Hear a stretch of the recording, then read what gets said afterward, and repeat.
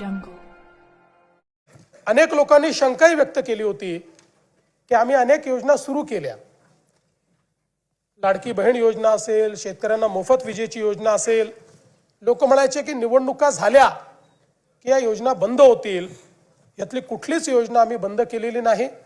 सर्व योजना सुरूच आहेत आणि पुढेही संपूर्ण 5 वर्ष आमच्या या सगळ्या योजना सुरूच राहतील, हे देखील या ठिकाणी मी सांगतो. अध्यक्ष महोदय, आपण जर बघितलं तर सरकारच्या आर्थिक स्थितीच्या संदर्भात देखील अनेक प्रश्न निर्माण करण्यात आले. खरं म्हणजे मी असं म्हणणार नाही की बाबा आपल्या तिजोरीत खूप पैसे आहेत, पण मी एवढं निश्चितपणे सांगू शकतो की देशाच्या मोठ्या राज्यांच्या अर्थव्यवस्थेचा विचार केला तर आजही सर्व निकषांवर पात्र होणारी अर्थव्यवस्था ही महाराष्ट्राची अर्थव्यवस्था आहे. आणि आपण जर बघितलं तर राज्याच्या विकासाकरता कर्ज उभारावंच लागतं. प्रत्येक राज्य ते उभारतो आणि त्यामध्ये रिझर्व्ह बँकेने आणि FRBMने आपल्याला राज्याच्या स्थूल उत्पन्नाच्या 25% कर्ज उभारण्याची परवानगी दिली आहे. 25%च्या वर जर आपण गेलो तर मात्र अर्थव्यवस्था कुठेतरी अडचणीत आली असा त्याचा अर्थ होतो. आपण 2025-26चे जे काही आपले अर्थसंकल्पीय अंदाज आहेत त्याचा आपण विचार केला आणि आतापर्यंत घेतलेल्या कर्जाचा विचार केला तर आपण एकूण स्थूल उत्पन्नाच्या 18.87% एवढंच त्या ठिकाणी कर्ज घेतलेलं आहे.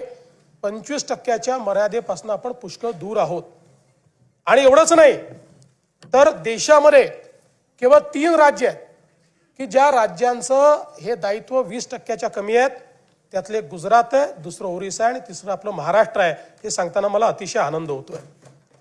दुसरं असं आहे की राजकोषीय उत्तरदायित्वाच्या अंतर्गत आपण राजकोषीय तूट फिस्कल डेफिसिट हे 3%च्या आतमध्ये ठेवणं गरजेचं आहे. आपण लाडकी बहीण योजना आणि शेतकऱ्यांचे त्या ठिकाणी पैसे देऊन देखील आपलं फिस्कल डेफिसिट 3%च्या आतच आपण ठेवलेलं आहे. आणि याही वर्षी आता चालू जे वर्ष आहे ते संपता ते फिस्कल डेफिसिट 3%च्या आतच ठेवण्यात आपल्याला यश येईल हा मला पूर्णपणे त्या ठिकाणी विश्वास आहे. सरत्या वर्षामध्ये आपण ते 2.76% इथपर्यंतच मर्यादित ठेवलं. त्यामुळे हा जो दुसराही निकष आहे त्याही निकषावर आपली अर्थव्यवस्था ही अजून कुठेही दिवाळखोरीकडे चाललेली नाही. यासोबत आपण जर विचार केला तर महसुली जमेशी व्याजाची जी काही प्रदानाची टक्केवारी आहे ती टक्केवारी आपण जर त्या ठिकाणी बघितली तर आता ती 11.53% दिसते आहे.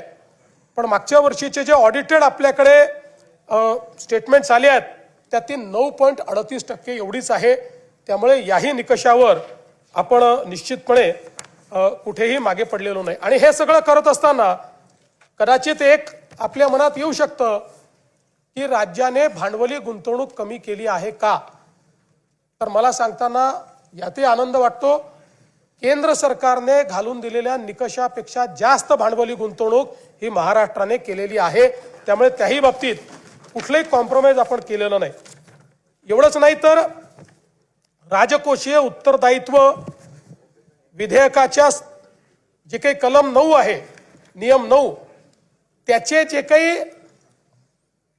मानकं आहेत या संदर्भात जे आपल्याला बजेट एस्टिमेटचे मंथली सिव्हिल अकाउंट्स तयार करावे लागतात, CAGच्या माध्यमातून जे तपासले जातात, यातही आपण ऋणेतर जमा रक्कम अर्थसंकल्पीय अंदाजाच्या 40% पेक्षा जास्त अट पूर्ण केली.